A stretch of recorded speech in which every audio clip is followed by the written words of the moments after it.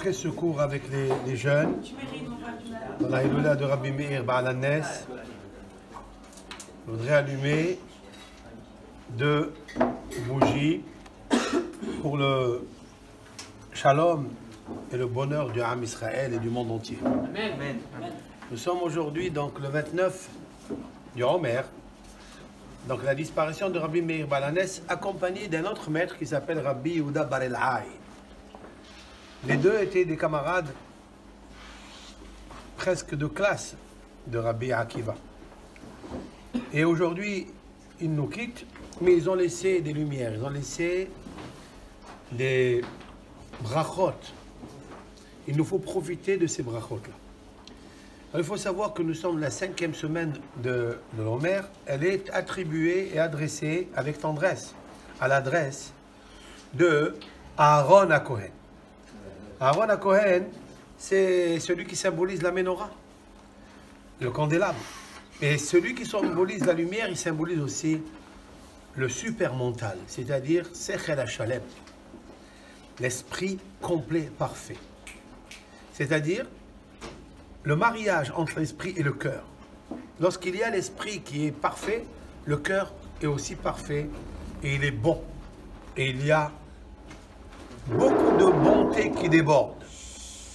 Rabbi Meir, il s'appelle Rabbi Meir et on allume la bougie de Rabbi Meir. Qu'est-ce qu'il y a?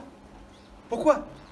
Parce qu'il est relié avec Aaron, c'est-à-dire la menorah, le candélabre. Aaron allumait les nérotes au Beth Amikdash. Et Rabbi Meir, Hachem l'a fait quitter ce monde à ce moment où commence Aaron, c'est-à-dire la séphira du Hod, c'est la beauté, la splendeur, la lumière. Rabbi Meir était un homme qui avait la qualité du shalom. Et il aimait faire le shalom. C'est pourquoi que Rabbi Meir, il a sauvé un couple qui se disputait tout le temps. Et Rabbi Meir est rentré chez eux, l'El Shabbat, il a allumé les nérotes de Shabbat, parce que les nérotes, c'est lui. Et donc, il a apporté le shalom dans cette maison, au point où il a entendu le Satan qui a détruit cette maison auparavant. Voilà, Rabbi Meir m'a fait sortir de sa maison. En fait, nous devons profiter de ces 2 qualités.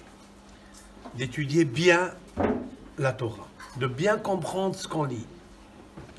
Et quand on comprend bien ce qu'on lit, alors il y a un mariage entre l'esprit et le cœur. Et donc, lorsqu'on fait du bien, le bien, il est parfait. Et le parfait, il amène la paix. Et la paix, elle amène la parnassa. Je parle de parnassa parce que Rabbi Yehuda Bar El-Hay, c'était la personne qui a amené la parnassa au point où dans son jardin, le Talmud nous dit que dans son jardin, il a poussé un caprier et il s'est nourri toute sa vie avec. Mais pourquoi?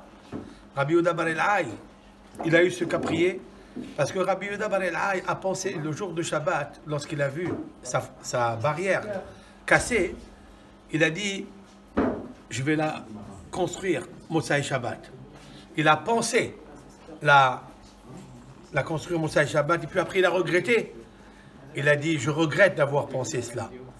Cette barrière-là, il n'avait pas besoin de la construire. Elle a fait pousser un caprier qui lui a donné la parnassa. On voit de là que quand on a des bonnes pensées, eh bien on peut construire. Et grâce à ça, on peut avoir un bon cœur. Et grâce au bon cœur, on peut amener la parnassa dans la maison. Quand il y a la parnassa, il y a le shalom. Voilà donc ce qu'on peut tirer grâce à ces 2 luminaires qui tirent beaucoup de Aaron HaKohen. HaKohen HaGadol Me'ahav, celui qui a été richissime dans le Beth Amikdash. Parce que Aaron HaKohen avait beaucoup de cœur, et c'est pourquoi il portait le pectoral sur son cœur. Et quelqu'un qui a le cœur, il peut réunir les 12 pierres d'Israël, où étaient enchâssés les noms d'Israël, les 12 Shevatim. Donc, l'unité, la paix, la parnassa et l'opulence, grâce à 2 choses. Un bon esprit, lumineux, éclairant. Deuxième, un bon cœur avec beaucoup de shalom. Ça amène la parnassa. Kol tov lachem. Maintenant, grâce à toutes ces lumières, Akadosh Baruch Hu, il fait descendre une grande beracha pour le Ham Israël. Berach Avotenu HaKadoshim Avraham, Yitzhak, Yaakov. משה ואהרון, דוד ושלמה. הוא יברך את כל הקהל הקדוש הזה, גדולים וקטנים, que Hachem y bénisse les foyers, leurs femmes, leurs maris, leurs enfants, leurs filles, garçons, qui leur donne le shefar, qui leur donne la paix, qui leur donne l'unité, et qu'ils soient toujours satisfaits de ce qu'ils font, afin qu'ils jouissent pleinement dans le présent et dans le futur. Amen, Kene Ratson. Avec la bracha de Aaron à Cohen, Birkat Kohanim, où il y a 60 lettres et 15 mots dans la valeur numérique 75, comme la valeur numérique Kohen.